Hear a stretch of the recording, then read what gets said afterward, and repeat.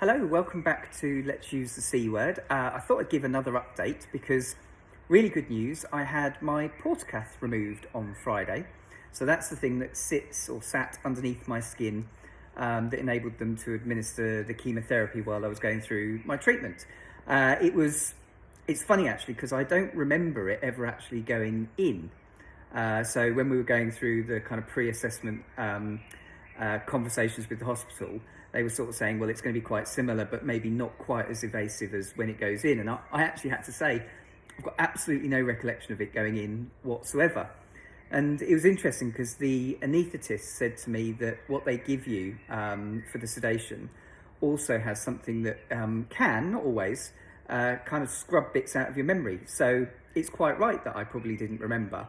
So we had that done on Friday. As I said, it was sedation. So it's quite sore. And you can imagine it's been there, I think, since July time. So it's been there quite some time. And I was quite conscious of it because it protruded from my skin. So you could actually see where the tube came up through about here, actually, with that vein there. So that's all gone. So that's really good news. So I've just got a bit of bandaging. And I've got to keep it dry for 5 to 7 days. And then after that, that is kind of me done.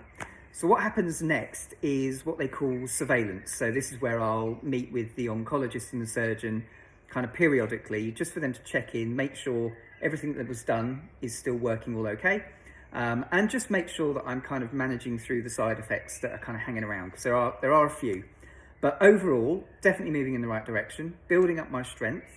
I've also started back at work on a phase return.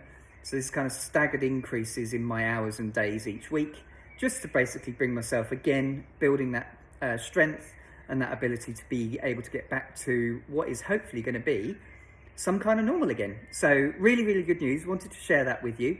I will continue to check in when there's any updates or whether I have any appointments of any significance. And as with anything, if you've got any questions, feel free to pop them in the comments.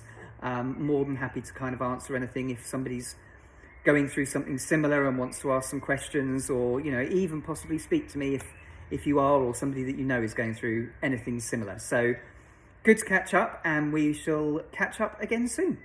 Take care.